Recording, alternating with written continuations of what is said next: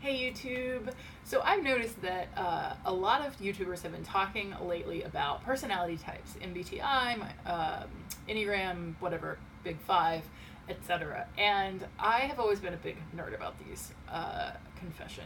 Now, disclaimer, because I think it's important, the Myers-Briggs type indicator, MBTI, was initially created by a really shitty person. Like, she's like racism out the wazoo. So I think it's important to note that. Does that mean you shouldn't use the assessment? Come to your own conclusions. Where I've come with it. So, A, there's that, and then B, it's not really scientific. I'm aware of that.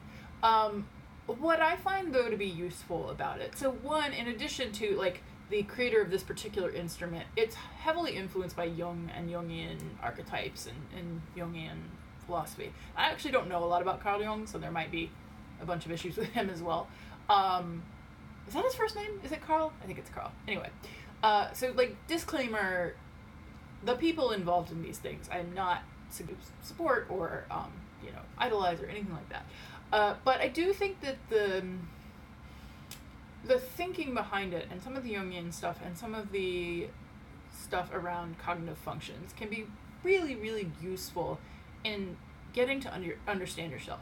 Even if it is BS, I find that it is a great tool to reflect on. So sort of similar to how, like, if you are a tarot person and you pull tarot cards and you might pull something that doesn't, like, totally make sense to your question. And then that sparks some really interesting thinking, because then you're like, okay, how could this relate to my question? Or how could this relate to my personality? Or, like, let me think about this. So it's a spark that leads you down a path of thinking or a path of questions you might not have otherwise asked yourself. And I think that personality, whatever you use, personality assessments, they're never perfect, but I think they can be interesting tools to think about how they do and don't resonate with your life. And then for the parts you find that do resonate, or the challenges that you do struggle with that are identified as challenges for your type, there's a lot of writing how you can maybe engage with that.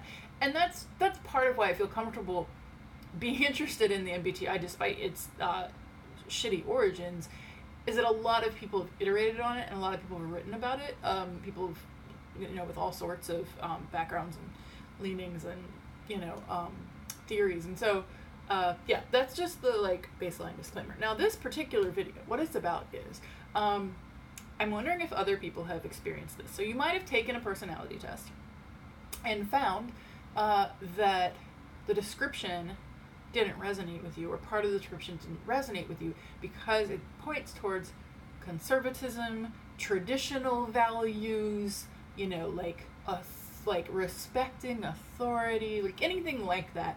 And if you're a progressive, justice-oriented person, you might think, hell no, like, that's not me. What are you talking about? Or be, like, embarrassed about it. If it does resonate somewhat, be like, oh, damn, like, I don't want this to be true about me, right? And I think this is particularly true in Myers-Briggs with SJs. If you have S as the second letter and J as the fourth letter, you might get cast as conservative. And specifically, I for a long time thought I was an INTJ. I've more recently come to think that I'm an ISTJ. And I won't explain the whole cognitive function stack. Although if you do want, like, accessible information on MBTI, let me know in the comments, because I'd be happy to do more, like, basic videos about this. But for now, I'm just going to talk about one particular function that I have as my dominant function as an ISTJ, which is SI, or introverted sensing, which is where some of the conservatism in my personality type comes from, according to what people have written about it. So introverted sensing is the personality hacker, they call this function memory. They have these little shorthand names for it, and it's really about it can be a preference for what's tried and true, because it's the way that you take in information is that you tend to take things and you log them. It doesn't necessarily mean you have a good memory, but you log them and you compare things to past patterns and experiences. So you come up with a way of seeing the world, and then you slot things in, and maybe you adjust, but you kind of have a tendency to want to go with what you already know and have already seen and what's already in your memory. And so this can be labeled in a lot of the descriptions as traditional, conservative, don't want to change. And that can be, like, weird if you're, like me, like a queer, like, justice-oriented person. Like, what? But the way I've come to think of this, and the way it's reflected in my personality, and I'd be curious if others see this as well, is that we may, in any system, whether it's personality typing, astrology, whatever, like, we may have a tendency towards conservatism, but that doesn't mean that we're conservative in a political sense. That doesn't mean that we're traditional, that we adhere to traditional values throughout life. I will give myself as an example. This kind of processing does resonate with me, and what it made me think of is how I was kind of more conservative when I was younger. Not necessarily, like, because my family background was fairly liberal in the political sense and progressive, I was raised with certain values, and so my way of seeing the world by default, the thing in my mind that I mapped other things onto, was fairly liberal. But if something came up that, like, wasn't necessarily something my family had talked about, that I learned from the first time from somewhere else, my knee-jerk, like, default reaction could be more conservative. So, for example, I just assumed that abortion was bad when I first heard about it, and then became pro-choice when I actually understood what we were talking about. I was, like, pretty anti-gay, which is weird, I know. But up until the point of being, like, 12 or 13, when I was like, wait a minute.